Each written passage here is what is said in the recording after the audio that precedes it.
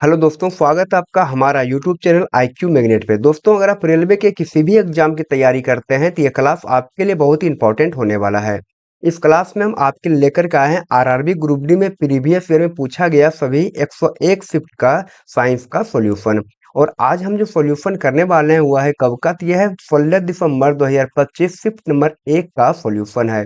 दोस्तों, अगर आपको इस क्लास की पीडीएफ भी चाहिए तो वीडियो के डिस्क्रिप्शन में लिंक दिया गया है, आप वहां से पीडीएफ को प्राप्त करके रिवीजन कर सकते हैं। तो आइए हम आज की क्लास को स्टार्ट करते हैं। अगर आपको क्लास अच्छा लगे तो आप वीडियो को जरूर लाइक करें और चैनल को भी सब्सक्राइब करें। आज का पहला क्वेश्चन के पहले हम बात करेंगे कल के होमवर्क के बारे में। और कल हम आपको होमवर्क दिए थे कि साबुन अणु की जलरागी सिरा कैसा होता है, मतलब साबुन का जो अणु होता है उसका जलरागी सिरा कैसा होता है, यह आपसे पूछा गया।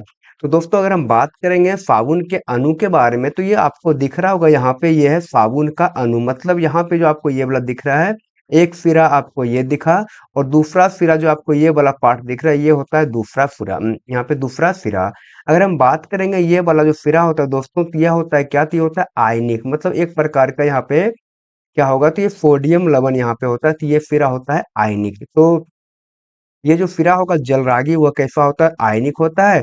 और जलरागी का मतलब होता है ये किधर जाएगा, तो यह जाएगा जल के तरफ क्रिया करने के लिए।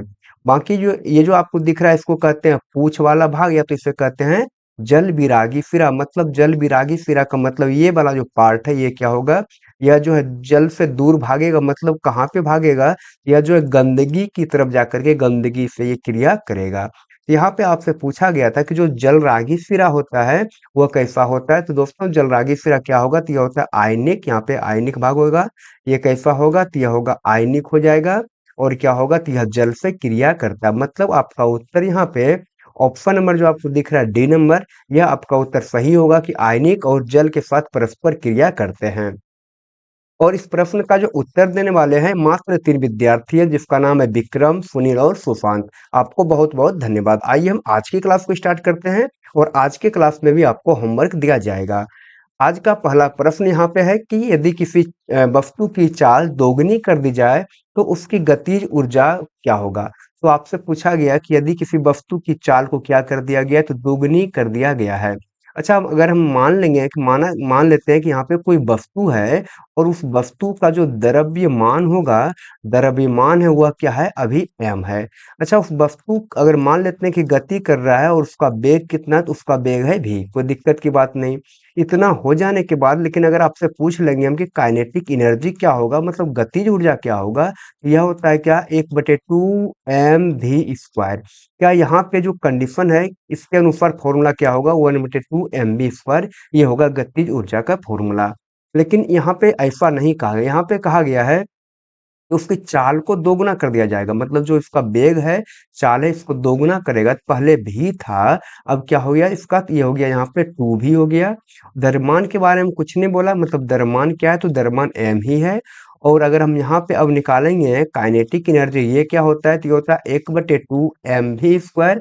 m के स्थान पे m है और v के स्थान पे देखिए क्या आ गया है, ये आ गया 2v और इसके ऊपर होगा स्क्वायर यहाँ पे। और ये होगा 1/2 हो जाएगा और ये m होगा इंटू 2 गुना 2 4 और v² होगा। और अगर आप ठीक से इसे लिखेंगे तो ये क्या होगा, तो ये होगा 4 गुना 1/2 mv²। क्या यही होगा या नहीं, तो आप कहेंगे जी हाँ इतना तो होगा। यहाँ पे आप देख पा रहे होंगे 1/2 mv², ये क्या है, तो ये है काइनेटिक एनर्जी, जो कि पहले वाला भी यही था यहाँ पे 1/2 mv²। लेकिन अब क्या हो गया, इसके वेग को दोगुना करने के बाद क्या हो गया, तो ये हो गया 4 गुना। मतलब इसमें क्या हुआ, 4 से गुना हो गया है। इसलिए जो आपका उत्तर होगा यहाँ पे ऑप्शन नंबर सी हो जाएगा कि 4 गुनी हो जाती है। अगला प्रश्न, आगे आपसे पूछा गया है कि जंतुओं में लैंगिक प्रजनन के बारे में निम्नलिखित में से कौन सा कथन सही है। आपसे पूछा गया कि जंतु में जो लैंगिक प्रजनन होता है उसके लिए कौन सा कथन सही है, यह आपसे पूछा गया है। तो अगर हम बात कर लेंगे दोस्तों यहाँ पे लैंगिक प्रजनन का, किसका बात करेंगे, तो लैंगिक प्रजनन के बारे में बात करेंगे। तो लैंगिक प्रजनन जो होता है क्या होगा, तो इसमें इसमें जो है, जो यहाँ पे दो जनक चाहिए, क्या चाहिए, तो जो यहाँ पे दो क्या चाहिए, तो जनक कोशिका यहाँ पे चाहिए। मतलब एक चाहिए नर और क्या चाहिए, एक चाहिए मादा, और नर युग्मक और मादा युग्मक जब मिलते हैं तभी यहाँ पे फलनयन पूरा होता है, मतलब लैंगिक जनन क्या होगा, लैंगिक प्रजनन पूरा होगा। ये बात क्लियर है। लेकिन अगर बात करेंगे अलैंगिक जनन के बारे में तो उसमें केवल एक जनक होगा। अलैंगिक जनक में जनन में कितना होगा, तो केवल एक जनक, यहाँ पे केवल एक जनक कोशिका के द्वारा क्या होता है, तो जनन हो जाता है। तो यहाँ पे आपको बताना है क्या, तो लैंगिक जनन के बारे में। तो पहला ऑप्शन के बारे में बात करेंगे। यहाँ कहा गया है कि लैंगिक प्रजनन में केवल एक जनक शामिल होता है। जी नहीं दोस्तों, लैंगिक प्रजनन में दो जनक शामिल होता है। तो ये तो ऑप्शन नंबर एक गलत हो गया आपका। आगे बोला गया कि सभी जंतु अपने पूरे जीवन काल में लैंगिक रूप से प्रजनन करते हैं। बोला गया यहाँ पे कि सभी जंतु जो है वो अपने पूरे जीवन काल में लैंगिक रूप से जनन करते हैं या तो लैंगिक रूप से प्रजनन करते हैं। दोस्तों ऐसा बिल्कुल नहीं कहा जा सकता कि जितना भी जीव है सभी लैंगिक जनन ही करेगा, ऐसा नहीं है। ये भी कथन क्या है, गलत है। ये भी क्या था, गलत था। आगे यहाँ पे पूछा है कि लैंगिक प्रजनन में नर और मादा युग्मकों का संलयन शामिल होता है। जी हाँ दोस्तों, यह कथन बिल्कुल सही बोला गया है कि जब लैंगिक जब प्रजनन होता है तो नर और मादा दोनों के युग्मक का संलयन होता है, तभी नया संतति उत्पन्न होता है। तो यहाँ पे आपका उत्तर क्या होगा, तो सी नंबर, बिल्कुल कथन सी नंबर सही होगा। अगला प्रश्न, आगे यहाँ पे आपसे पूछा गया है कि कौन सी धातु अभिक्रियाशीलता श्रेणी के आरंभ में स्थित होता है। आपसे पूछा गया कौन सा जो धातु होता है वह जो अभिक्रियाशीलता श्रेणी के आरंभ में स्थित होता है। तो अगर हम इसके बारे में बात कर लें अभिक्रियाशीलता श्रेणी के बारे में, तो आइए आपको यहाँ पे हम समझा देते हैं। अगर हम यहाँ पे बात कर लेंगे सबसे ऊपर में क्या है, सबसे ऊपर में है पोटेशियम, फिर यहाँ पे है सोडियम, फिर यहाँ पे कैल्शियम, ऐसे ही करके नीचे आएंगे तो ये आपको क्या मिलेगा, आपको मिलेगा गोल्ड। मतलब ये क्या है, ये है क्रियाशीलता श्रेणी। और जो सबसे ऊपर में जो धातु स्थित है वह सबसे ज्यादा अभिक्रियाशील है, और आप जैसे जैसे नीचे आएंगे वैसे वैसे क्या होगा, अभिक्रियाशीलता घटता जाएगा। मतलब जो आपको यहाँ पे लिखेगा गोल्ड, ये क्या है, सबसे कम अभिक्रियाशील होता है। ये बात है, आपको समझ में आया। और लेकिन आपसे पूछा क्या गया था, तो आपसे पूछा गया था कि कौन सी धातु जो है अभिक्रियाशीलता श्रेणी के आरंभ में होगा। तो आयरन में एल्युमिनियम होगा, या तो आयरन होगा, या तो पोटेशियम होगा, या तो गोल्ड होगा। तो आपको यहाँ पे दिख रहा होगा आरंभ में कौन है, आरंभ में है पोटेशियम। तो आपका उत्तर यहाँ पे क्या बनेगा, तो आपका उत्तर यहाँ पे ऑप्शन नंबर सी क्या होगा, सही हो जाएगा। अगला प्रश्न, आगे आपसे यहाँ पे पूछा गया है कि पृष्ठीय क्षेत्रफल वाष्पीकरण की दर को कैसे प्रभावित करता है। आपसे पूछा गया पृष्ठीय क्षेत्रफल जो है वाष्पीकरण का जो दर है उसको जो है कैसे प्रभावित करता है। पहली बात दोस्तों आपको पता होना चाहिए वाष्पीकरण के बारे में। तो वाष्पीकरण क्या होगा कि यदि कोई द्रव है और उसके क्वथनांक से कम तापमान पर अगर उसको गर्म किया जाता है तो वह द्रव क्या होगा, वह द्रव क्या होगा, तो वह धीरे धीरे करके क्या होगा, तो वाष्प बन करके हवा में चला जाएगा। वाष्प यानी कि द्रव से क्या बन जाएगा, वाष्प बन करके वो बाहर चला जाएगा हवा में, इसे कहते हैं हम वाष्पीकरण। ये बात क्लियर है। लेकिन आपसे पूछा है कि वाष्पीकरण को दर को कैसे प्रभावित किया जाता है, किसके लिए, तो पृष्ठीय क्षेत्रफल के लिए आपसे बात किया गया है। तो आइए हम आपको समझा देते हैं, जीवन में आप कभी भी नहीं भूलेंगे। अगर बात करेंगे पृष्ठीय क्षेत्रफल के बारे में, तो मान लीजिए आप एक गिलास गर्म पानी लिए हैं, क्या किए हैं, तो आप जो है यहाँ पे एक गिलास गर्म पानी यहाँ पे लेकर के आए हैं। और गर्म पानी लेकर के जब आए हैं तो आप इसको ठंडा करना है आपको। तो ये गर्म पानी आप यहाँ पे रखे हैं, आपने देखा कि इसको पूरा का पूरा ठंडा होने मान लीजिए कि यहाँ पे 5 मिनट का समय लगा। लेकिन आप अगर इसी गर्म पानी या जो गिलास में जो गर्म पानी था, अगर इसको आप यहाँ पे क्या करते हैं, तो एक थाली में, अगर आप इसे एक थाली में रख देते हैं, मतलब गिलास का जो पानी है यहाँ पे आप उसे थाली में उझल देते हैं, तो क्या होता है कि ये जो 5 मिनट लगा पानी को ठंडा होने में, क्या इसके पहले ठंडा होता या नहीं। अगर आप थाली में पानी को रख देते हैं तो क्या ये जो थाली है, तो थाली में पानी जल्दी ठंडा होता या नहीं, तो आप कहते हैं जी हाँ, यहाँ पे हो सकता है 2 ही मिनट में क्या होता, पानी ठंडा हो जाता। क्या ये बात आपको समझ में आया कि नहीं, आप कहे हाँ ऐसा तो हो सकता है और ऐसा होता भी है। तो यहाँ पे हुआ क्या, तो हुआ क्या यहाँ पे क्या, तो ये जो जल था, जल जल में हो रहा था वाष्पीकरण। क्या हो रहा था, तो जल में हो रहा था वाष्पीकरण। और जल जो वाष्पीकरण जल में हो रहा था, यानी कि जल का जो गर्म जो कण है वो हवा में जो उड़ रहा था यहाँ पे, उसके लिए सतह देखिए कितना था, तो आपको दिख रहा हो ग्लास का जो ऊपर का भाग है, यही तो भाग है, यहीं से तो वो क्या होगा, वाष्पीकरण वाला जल बाहर निकलेगा। लेकिन अगर बात करेंगे थाली की बात हम, तो थाली में ये जो क्षेत्रफल है, यहाँ का जो क्षेत्रफल है वो क्या हो गया, काफ़ी यहाँ पे ज़्यादा बढ़ जाएगा ग्लास के तुलना में, और जो जल का जो कण होगा, गर्म जल का कण, उसको निकलने का जगह क्या होगा, बहुत अधिक होगा। मतलब यहाँ पे हम क्या किए पता है आपको, यहाँ पे हम क्षेत्रफल में किए हैं वृद्धि। पहले क्षेत्रफल आपको यहाँ पे दिखा, ये इतना था क्षेत्रफल, और थाली में पानी को रख दिया तो ये क्षेत्रफल क्या हो गया, बढ़ गया। तो क्षेत्रफल में किए हैं वृद्धि, और ये क्या होगा, जल्दी ठंडा हो गया पानी। इसका मतलब वाष्पीकरण जो है यहाँ पे क्या हुआ, तो वाष्पीकरण यहाँ पे हुआ है तेज। क्या हुआ है, तो वाष्पीकरण हुआ है तेज।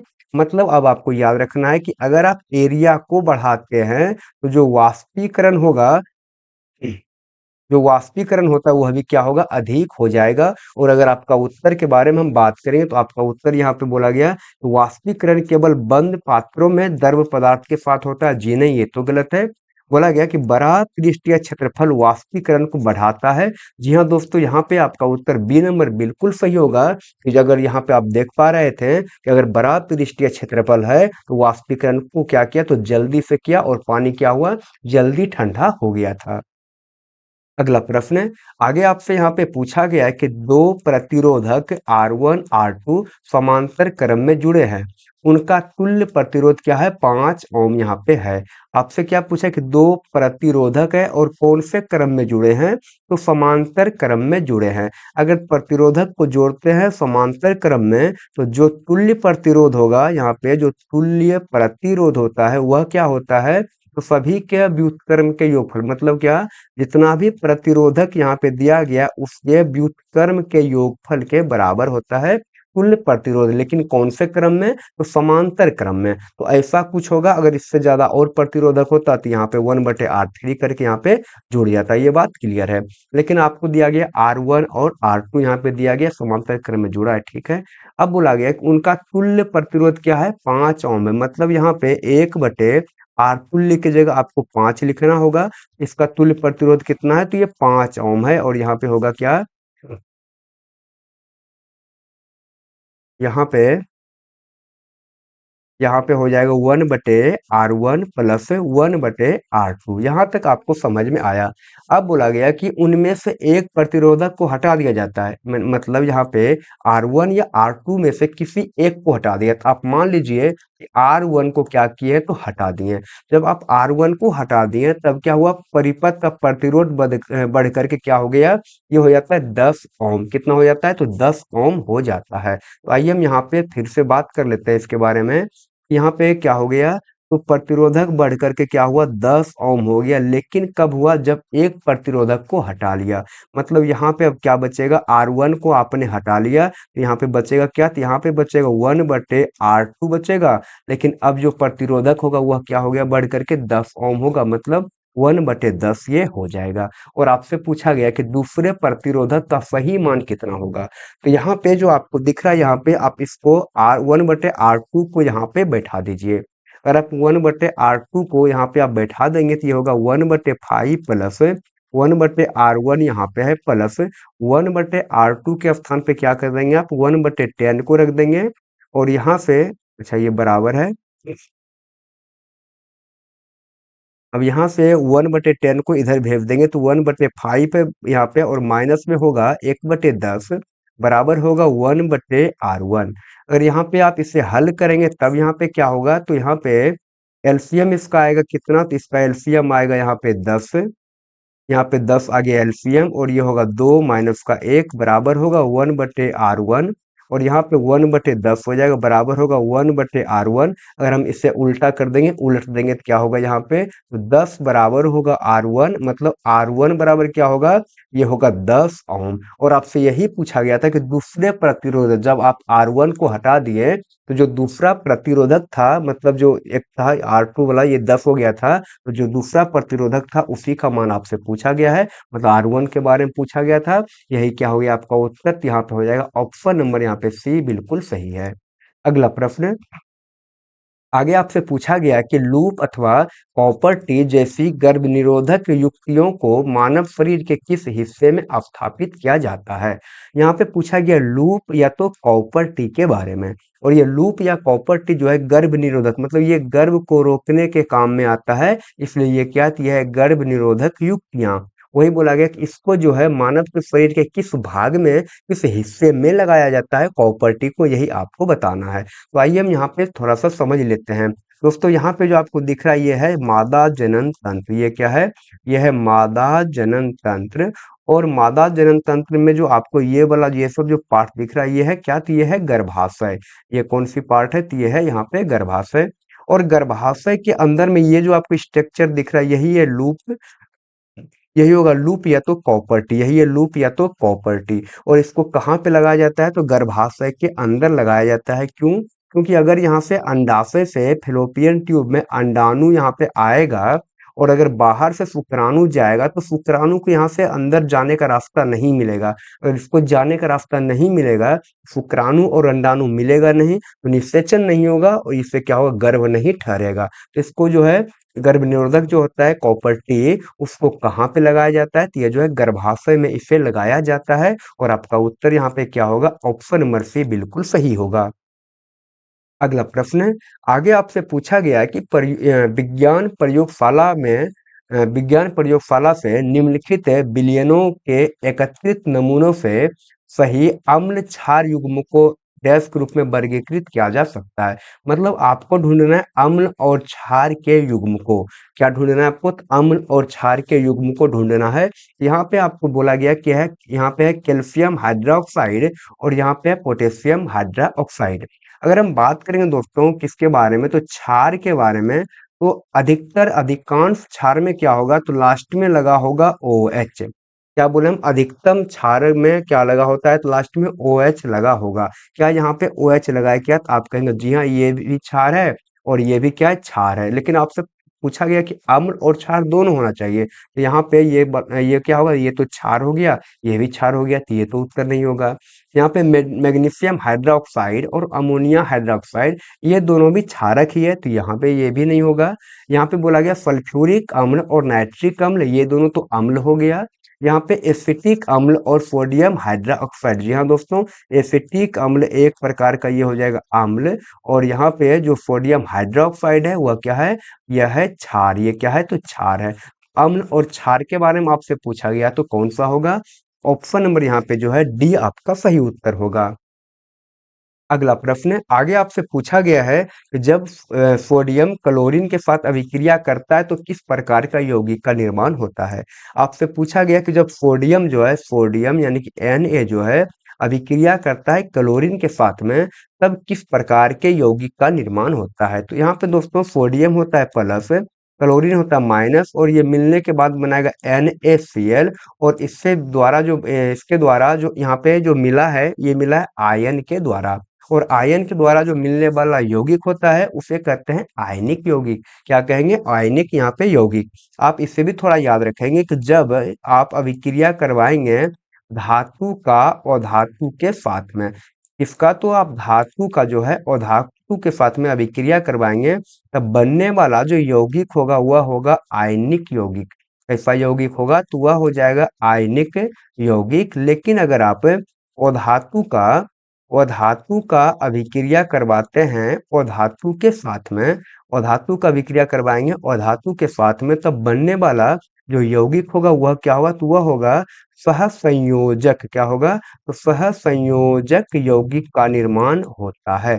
ये बात क्लियर है? आप यहाँ पे देख पा रहे हैं ये सोडियम क्या होता है? सोडियम होता है धातु और क्लोरीन होता है अधातु। तो अगर आप धातु और अधातु का अभिक्रिया करवाते हैं तो क्या होगा? कौन सा यौगिक? तब होगा आयनिक यौगिक। इसलिए आपका उत्तर जो है ए नंबर सही होगा कि ये क्या है? तो ये है आयनिक यौगिक। अगला प्रश्न, आगे आपसे पूछा गया है कि निम्नलिखित धातुओं की अभिक्रियाशीलता का सही क्रम क्या है। यहाँ पे धातु दिया गया और यहाँ पे कहा गया है कि इसका जो अभिक्रियाशीलता है उसका सही क्रम क्या है। मतलब अगर समझेंगे यहाँ पे तो यह क्या पोटेशियम है, क्या पोटेशियम जो है अल्युमिनियम से ज्यादा अभिक्रियाशील होता है? और अल्युमिनियम जो है मैग्नीशियम से ज़्यादा अभिक्रियाशील होता है, या तो मैग्नीशियम जो है जिंक से ज़्यादा अभिक्रियाशील। तो मतलब ये जो दिया गया यहाँ पे क्रम, क्या ये सारा का सारा ये कौन सा सही है, यह आपको यहाँ पे बताना है। तो यहाँ पे अगर बात कर लेंगे अभिक्रियाशीलता श्रेणी के बारे में, तो आपको कुछ देर पहले बताया था जो सबसे ऊपर होगा अधिक अभिक्रियाशील, जैसे जैसे नीचे आएंगे अभिक्रियाशीलता घटता जाता है। यहाँ पे देखिएगा आप, यहाँ पे क्या है, तो ये है पोटेशियम, तो ये तो ज्यादा अभिक्रियाशील है, ये तो ठीक है। उसके बाद यहाँ पे क्या होगा, अल्युमिनियम होगा क्या, उसके बाद अल्युमिनियम होगा क्या, जी हाँ अल्युमिनियम। उसके बाद देखिए अल्युमिनियम, सोडियम के बाद यहाँ पे पोटेशियम के बाद आ गया है अल्युमिनियम, और अल्युमिनियम के बाद देखिएगा मैग्नीशियम आ गया है, तो ये क्या होगा, अल्युमिनियम जो है, अल्युमिनियम मैग्नीशियम से ज्यादा अभिक्रियाशील है क्या, नहीं है, तो मतलब ये क्या होगा, नहीं होगा।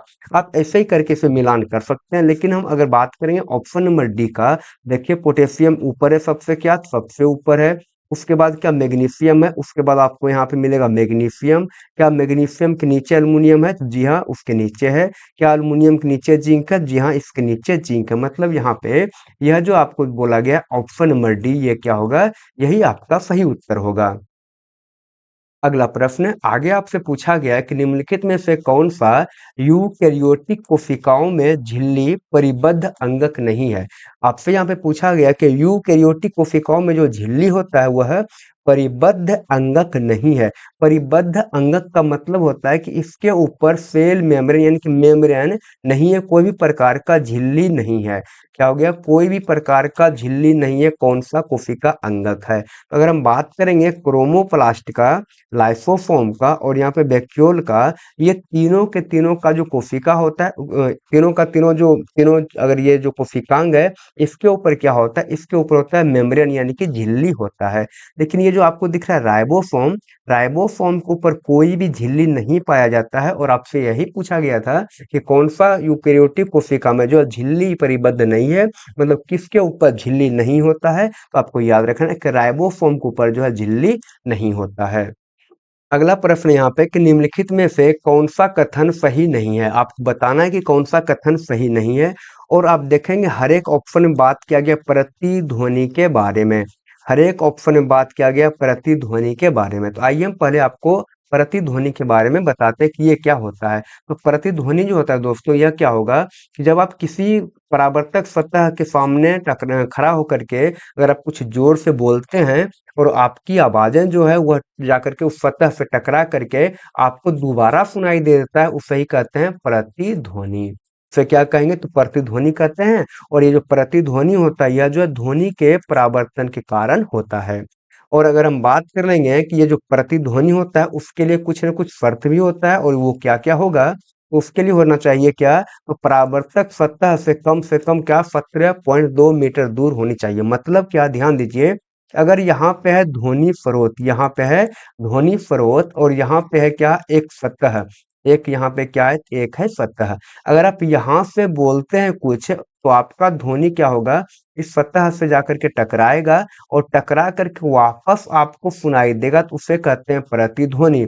लेकिन यहाँ पे ध्वनि का स्रोत और ये परावर्तक सतह के बीच में कम से कम कितना दूरी होना चाहिए, ये होना चाहिए 17.2 मीटर। कितना दूरी होना चाहिए, तो 17.2 मीटर का दूरी, यहाँ पे दूरी होना चाहिए। और आपको याद रखना है कि जो मूल ध्वनि, मतलब अगर आप यहाँ से जब बोलते हैं, मूल ध्वनि और परावर्तक ध्वनि के बीच में जो है यहाँ पे 0.1 सेकंड का समय अंतराल होना चाहिए। तो यहाँ पे अगर बात करेंगे कौन सा कथन सही नहीं है, तो अगर हम बोलेंगे यहाँ पे ऑप्शन नंबर डी के बारे में बात करेंगे, तो प्रतिध्वनि के एकाधिक मतलब बारंबार परावर्तन के कारण होता है। मतलब प्रतिध्वनि जो है एकाधिक परावर्तनों के कारण होती है, तो यह तो बिल्कुल सही बात कहा गया है। ये जो प्रतिध्वनि होगा, या तो रिवर्बरेशन यानी कि अनुरणन जो होता है, वह क्या होगा, तो ध्वनि के बारंबार परावर्तन के कारण होता है। ये तो आपका उत्तर यहाँ पे क्या होगा, ये कथन सही है। लेकिन आपको ढूंढना है कौन सा गलत है। आगे बोला गया कि कठोर दीवारों और बड़े हॉलों में प्रतिध्वनि होना आम है। जी हाँ दोस्तों, ये भी बिल्कुल सही है कि अगर यहाँ पे कठोर दीवार है और बड़ा बिल्कुल हॉल है, बड़ा सा रूम है, तो वहां पे क्या होगा, प्रतिध्वनि होना आम होता है। आगे यहाँ पे कि अत्यधिक प्रतिध्वनि से भाषण में बाधा आ सकती है। जी हाँ दोस्तों, अगर बहुत ज्यादा होगा प्रतिध्वनि, तो भाषण में क्या होगा, बाधा होगा, क्योंकि आपको आवाज ही समझ में अच्छे से नहीं आएगा। तो ये भी कथन क्या है, ये भी सही है। यहाँ पे बोला गया है क्या, यहाँ पे बोला गया है क्या, तो प्रतिध्वनि की स्पष्टता में सुधार करने में मदद मिलती है। जी नहीं दोस्तों, प्रतिध्वनि से ध्वनि ध्वनि का जो सुनने का क्लियरिटी होता है, जो स्पष्टता होगा, वह क्या होगा, अच्छा नहीं होगा, सुधार नहीं होगा, वह और क्या होता है, तो वह खराब होता है। मतलब प्रतिध्वनि के कारण ध्वनि और भी अच्छे से सुनाई नहीं देता है। और यही कथन क्या है, यही कथन यहाँ पे गलत कहा गया है ऑप्शन नंबर ए में। अगला प्रश्न, आगे यहाँ पे आपसे पूछा गया है कि एक दौड़ में एक लड़का विराम अवस्था से दौड़ना शुरू करता है और 5 मिनट में 60 मीटर प्रति सेकंड के वेग तक पहुंच जाता है। यदि त्वरण एक समान है, तो इस अवधि के दौरान लड़के द्वारा तय की गई दूरी और त्वरण क्रमशः जैसा है। देखिए यहाँ पे आपसे क्या पूछा कि एक लड़का है जो कि विराम अवस्था से दौड़ना शुरू करता है। जब भी कोई लड़का हो, कार हो, अगर विराम अवस्था से चाल में आएगा, उसका जो प्रारंभिक वेग होगा, मतलब जो u बराबर होगा, वह होगा 0 मीटर प्रति सेकंड। ये बात क्लियर है। आगे कहा कि 5 मिनट में, मतलब यहाँ पे t जो होगा, जो समय होगा, वह क्या होगा, तो वह होगा 5 मिनट। लेकिन मिनट में यहाँ पे दिया गया समय, तो समय का SI मात्रक होता है सेकंड, तो आपको सेकंड में बनाना होगा। सेकंड में बनाने के लिए मिनट में क्या करते हैं, तो 60 से गुना कर देंगे और ये हो जाएगा 300 सेकंड। और बोला गया कि इसका जो वेग होगा, क्या हो रहा है कि ये 60 मीटर प्रति सेकंड, मतलब इसका अंतिम वेग यानी कि v कितना हो जाएगा, ये हो जाएगा यहाँ पे 60 मीटर प्रति सेकंड। और यहाँ पे बोला गया कि त्वरण क्या है, एक समान है। तो इस अवधि के दौरान लड़के द्वारा तय की गई दूरी, मतलब s आपसे पूछा है, विस्थापन आपसे, दूरी आपसे पूछा है, क्या होगा, और त्वरण क्या होगा, त्वरण मतलब एक के बारे में भी आपसे पूछा गया कि ये त्वरण भी क्या होगा। आपको इतना बातें क्या है, तो बताना होगा। तो आइए हम हल करते हैं, कोई बड़ी बात नहीं है, बिल्कुल आसान है। अगर हम बात कर लेंगे थोड़ा सा, त्वरण भी आपको निकालना है, और त्वरण बराबर होता है फॉर्मूला v माइनस यू बटे टी। क्या होगा, तो ये होगा v माइनस यू बटे टी। देखिए v का मान क्या है, तो ये है 60, u का मान है 0, मतलब 60 माइनस 0 बटे क्या होगा, बटे t का मान देखिए क्या है, t का मान है यहाँ पे 300।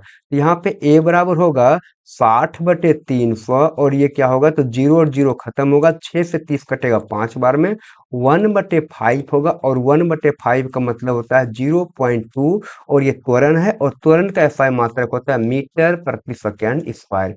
ये बातें क्या क्लियर है, तो आप कहेंगे जी हाँ, यहाँ तक तो क्लियर है।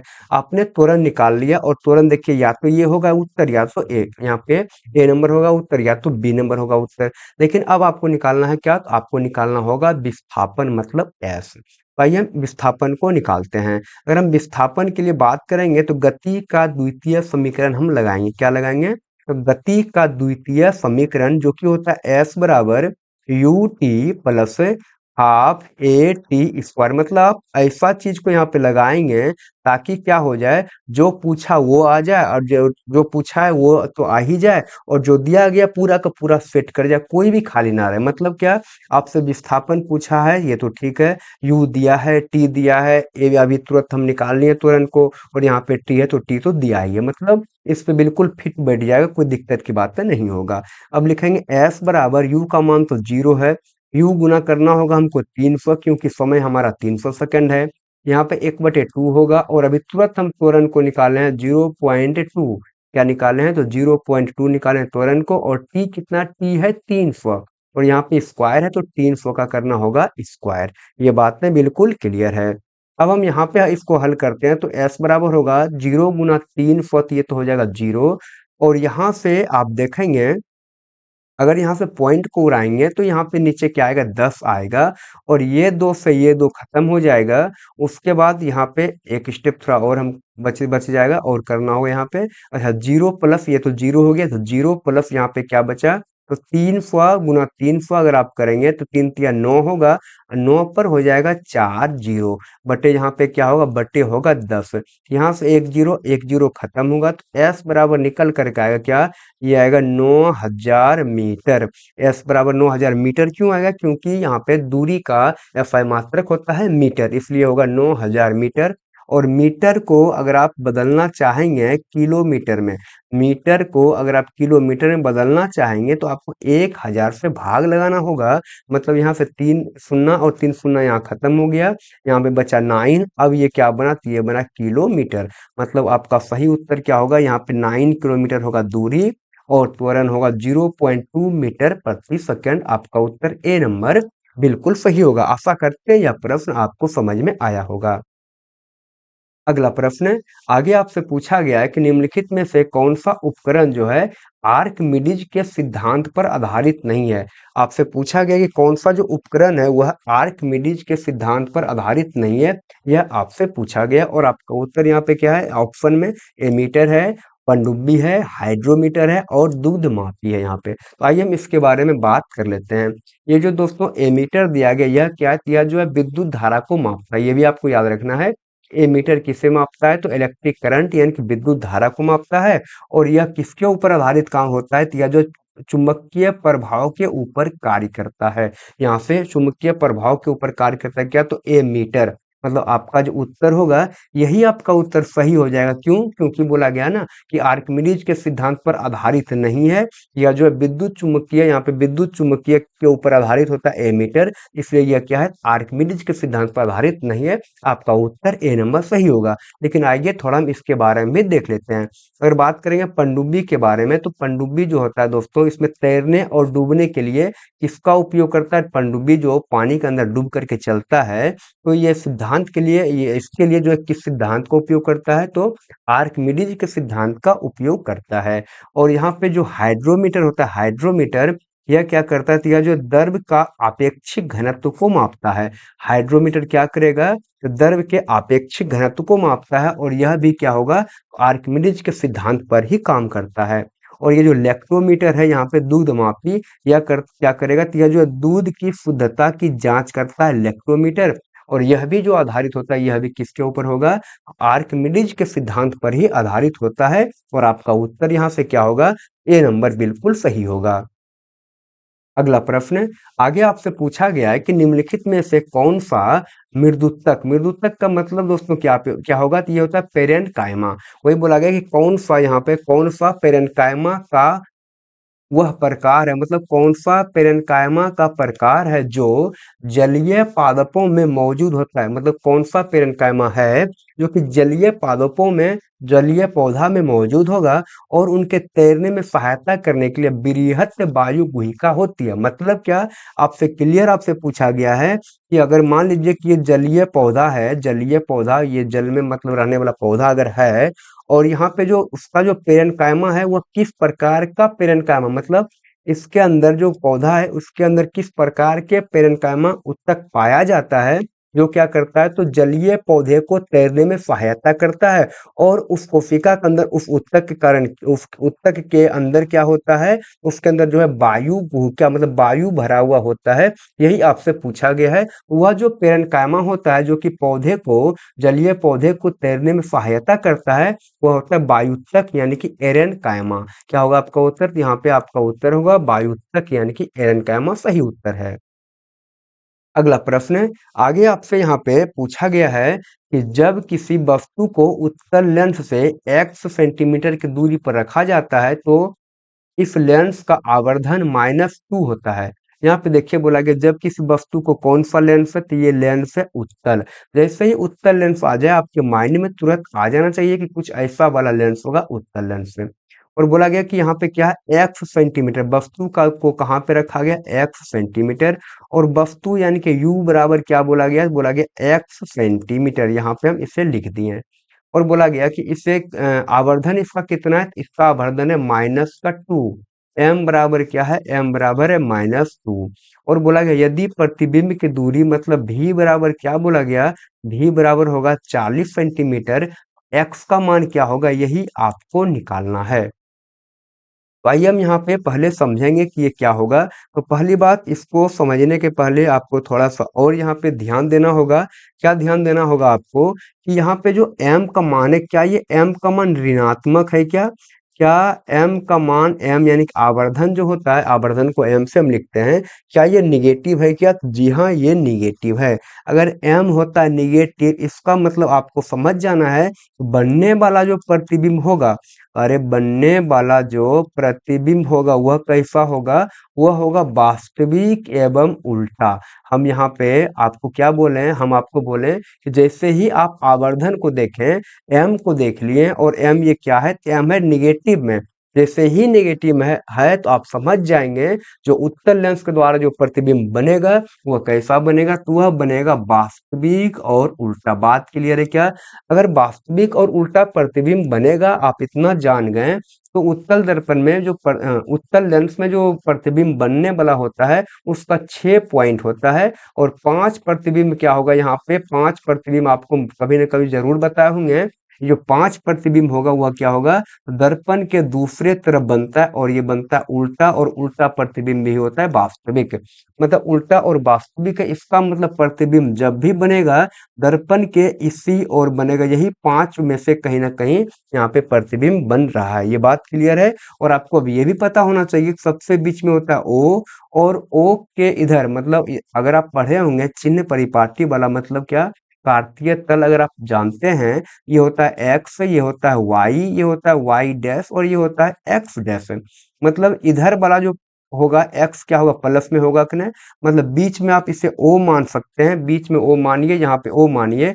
और इधर वाला जितना भी पार्ट होगा, जितना भी हम नापेंगे इधर, वो क्या नापना होगा हमको?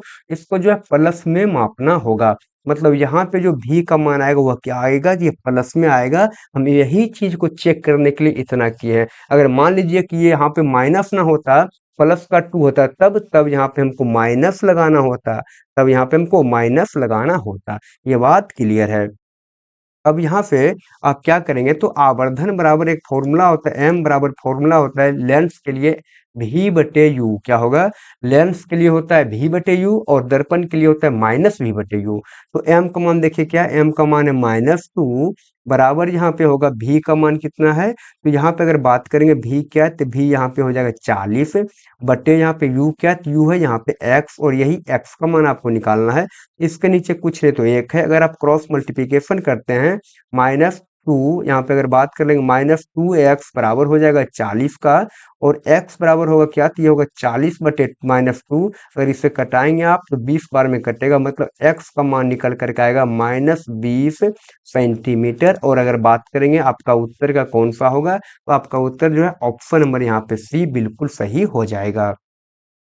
अगला प्रश्न, आगे आपसे पूछा गया कि वंशानुक्रम अध्ययनों के दौरान मेंडल ने उस कारक की कितनी प्रतियां प्रस्तावित की थी जो लैंगिक रूप से प्रजनन करने वाले जीवों में मौजूद विशेषकों को नियंत्रित करता है? दोस्तों आपको एक बार में समझ में नहीं आया होगा, आपको दोबारा हम बता रहे हैं ये है क्या। यहाँ पे हम आपको बता रहे हैं कि ये है क्या। तो यहाँ पे आप देखेंगे कि आपको क्या कहा, कि बोला गया वंशानुक्रम अध्ययन में मतलब क्या? अगर कोई यहाँ पे जीव है और उसका जो संतति होगा, उसका जो डॉटर होगा, उसका जो बच्चा होगा, है ना, उसमें जो क्या होगा वही बोला गया वंशानुक्रम अध्ययन में। मतलब वंशागति का जो अध्ययन करने के दौरान जो मेंडल है, मेंडल इसने जो है उस कारक की, कौन सा? तो उस कारक की कितनी प्रतियां मतलब कितनी कॉपी को प्रस्तावित किया था जो कि लैंगिक रूप से प्रजनन करने वाले जीवों में मौजूद विशेषकों को नियंत्रित करता था। दोस्तों आइए हम आपको इसके बारे में समझा देते हैं, कोई बड़ी बात ये नहीं है। देखिए यहाँ पे क्या हुआ, तो मेंडल जो है अनुवांशिक गति के लिए जो है ना, मेंडल ने बताया था कि किसके बारे में? तो लक्षण के बोला कि मेंडल ने क्या बोला? मेंडल तो मेंडल ने बताया कि लक्षण यानी कि कारकों के द्वारा नियंत्रित होता है। जो लक्षण होगा किसके द्वारा नियंत्रित होता है? तो कारक के द्वारा। मतलब माता पिता का जो लक्षण होगा बच्चे में होगा या नहीं होगा, कितना होगा नहीं होगा, वह किसके ऊपर निर्भर करेगा? किसके द्वारा नियंत्रित होता है? वह जो कारक के द्वारा नियंत्रित होता है। और यही जो कारक होता है उसे कहते हैं जीन। मतलब अनुवांशिक गुणों का जो वाहक होता है कौन होगा? तो जीन यहाँ पे होगा। और आपको याद रखना है कि लैंगिक जनन करने वाले जीवों में यह कारक जोड़ों में होते हैं। मतलब जो लैंगिक जनन दोस्तों करता है, आपको पता होना चाहिए लैंगिक जनन जब भी होगा उसमें क्या होगा, तो नर भी होगा और मादा भी होगा, अकेला यहाँ पे लैंगिक जनन नहीं होगा। यही बोला गया, यह कारक किस में होता है, तो पेजोड़े में होता है। और बोला गया कि जीव को एक प्रति माता और एक प्रति पिता से मिलता है। मतलब जो नया जीव का निर्माण होगा उसको एक कॉपी मिलता है माता से और एक कॉपी मिलता है किससे, तो एक कॉपी मिलता है पिता से। और बोला गया इसलिए प्रत्येक जीव में कारक के कितने प्रतियां होता है, तो 2 प्रति यानी कि 2 कॉपी होता है प्रत्येक जीव में कारक के। आपको ये बातें समझ में आया होगा और आपका उत्तर यहाँ पे क्या होगा, तो 2 प्रति होता है। ऑप्शन नंबर यहाँ पे ए सही उत्तर होगा। अगला प्रश्न, आगे यहाँ पे आपसे पूछा गया है कि 50 ओम के प्रतिरोधक से 8 मिनट तक 4 एम्पीयर धारा प्रवाहित की जाए तो उत्पन्न ऊष्मा क्या होगा। देखिए यहाँ पे आपसे क्या पूछा गया, हम इसके बारे में बात कर लेते हैं। पहली बात, प्रतिरोधक यानी कि R बराबर दिया गया आपको कितना, ये दिया गया 50 ओम। उसके बाद बात करेंगे ये T क्या होगा, T तो T बोला गया 8 मिनट, T क्या है, तो ये है 8 मिनट। और यहाँ पे अगर बात करेंगे ये मिनट में दिया गया तो आपको निकालना होगा सेकंड में, क्योंकि ये समय का जो एसआई मात्रक होता है वह होता है सेकंड। तो आपको करना होगा 8 गुना, यहाँ पे 8 गुना कितना, तो 8 गुना 60 आपको करना होगा। और ये 8×6 = 48 होता है, मतलब 480 सेकंड ये हो जाएगा। और यहाँ पे आई यानी कि धारा का मान बोला गया कितना है, तो ये है 4 एम्पियर। कितना है, तो 4 एम्पियर है। और आपसे पूछा गया एच मतलब उत्पन्न ऊष्मा कितना होगा, कितना हीट एनर्जी उत्पन्न करेगा, यही आपसे पूछा गया है। तो दोस्तों एक फॉर्मूला होता है जूल का तापन नियम। क्या होगा, जूल का तापन नियम। तो जूल के तापन नियम से अगर हम बात करेंगे तो फॉर्मूला होता है उष्मीय ऊर्जा, मतलब एच बराबर होता है I²RT। एच बराबर क्या होगा, I²RT। आप यहाँ पे सबका मान को बैठा दीजिए। आई क्या है आप देख पा रहे हो, तो ये है 4, तो यहाँ पे होगा 4 का स्क्वायर गुना आर क्या है, आर है यहाँ पे 50, तो 50 गुना करिए। और टी क्या है, यहाँ पे टी है 480।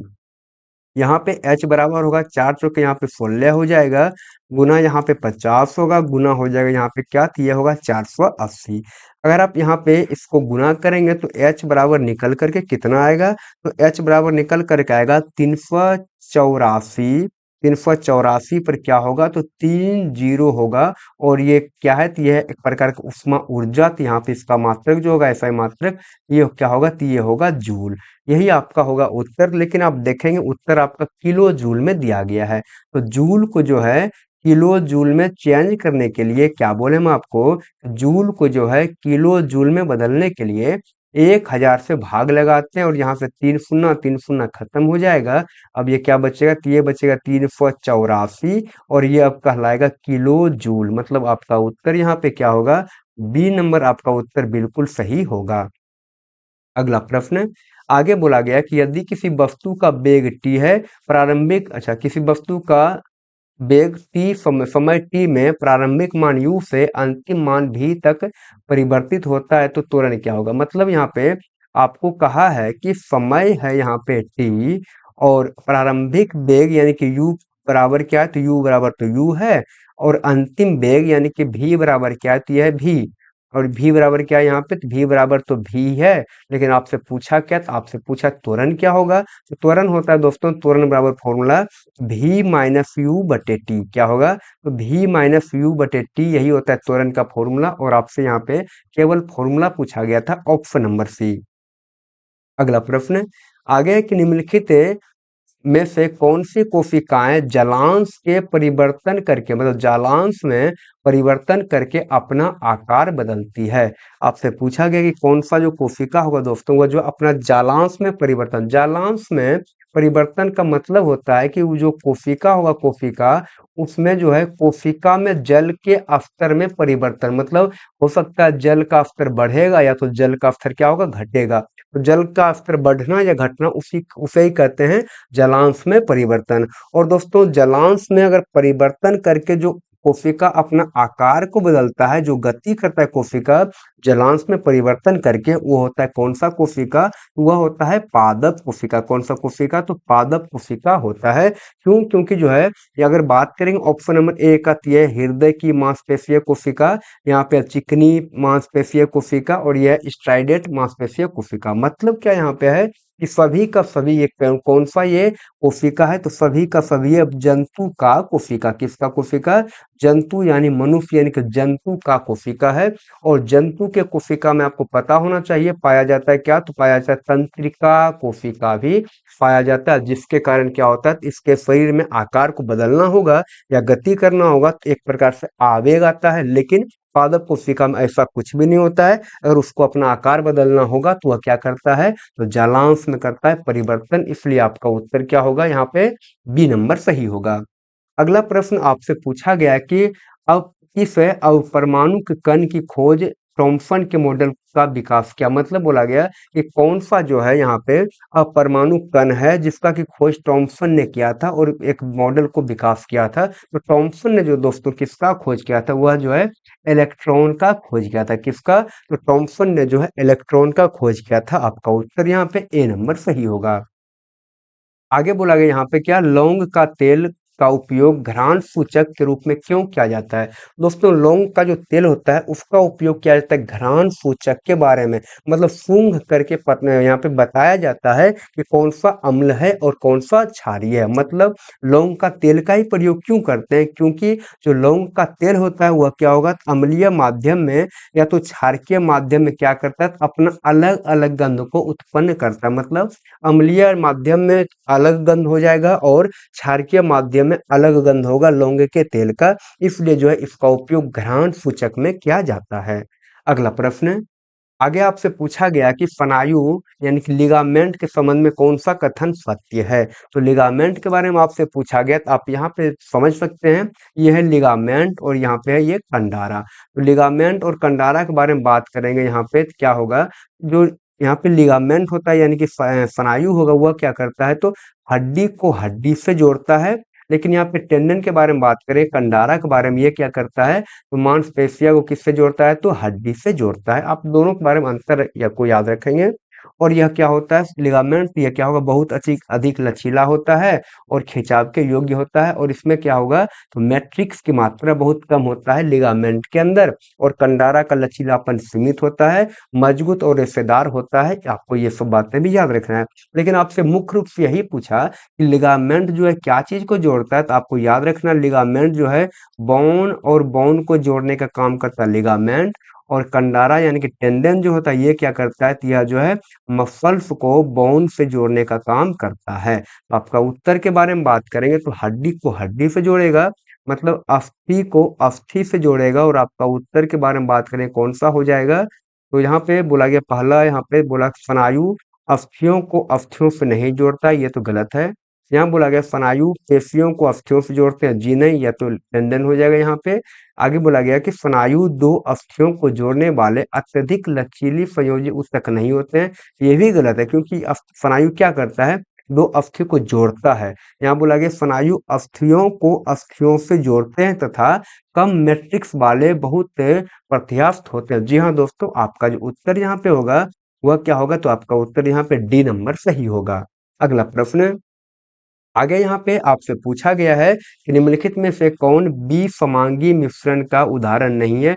दोस्तों आपको हम कई बार बता चुके हैं बीसमांगी मिश्रण के बारे में, और आपको एक बार और बता देते हैं कि ये बीसमांगी मिश्रण और समांगी मिश्रण है क्या। अगर बात करेंगे पहली बात मिश्रण के बारे में, किसके बारे में? तो मिश्रण के बारे में। मिश्रण दो प्रकार का होता है, एक होता है समांगी मिश्रण, एक होता है बीसमांगी मिश्रण।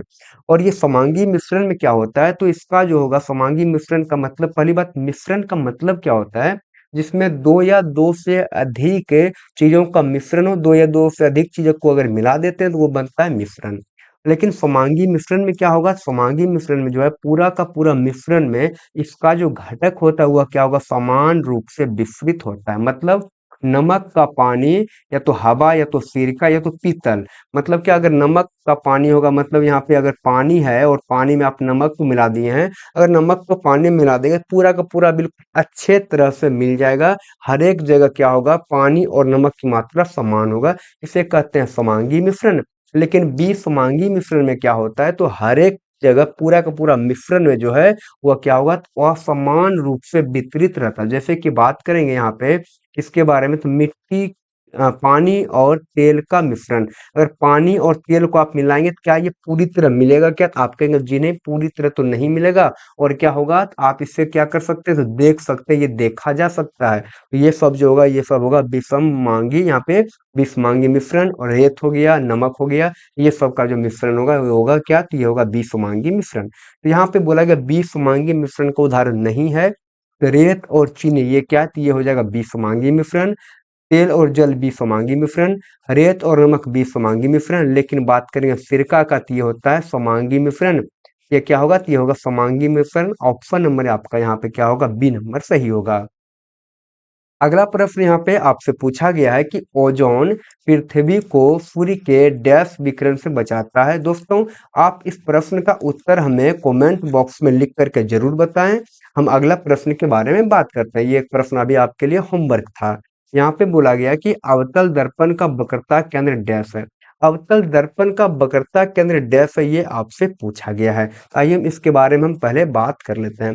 दोस्तों, अवतल दर्पण हो या यहाँ पे उत्तल दर्पण हो, ये दोनों का दोनों जो दर्पण होता है ये क्या होगा, तो यह होता है गोलीय दर्पण का भाग। क्या होगा यहाँ पे, तो ये होता है गोलीय दर्पण का ही दोनों भाग होता है। मतलब क्या, एक गोला होगा, अगर गोला को आप इधर ऐसे करके अगर इधर आप पेंट कर देते हैं, अगर आप इधर यहाँ पे पेंट करते हैं गोला को, यहाँ पे जो दर्पण बनेगा इसे कहते हैं अवतल दर्पण। क्या कहेंगे, तो अवतल दर्पण कह देंगे।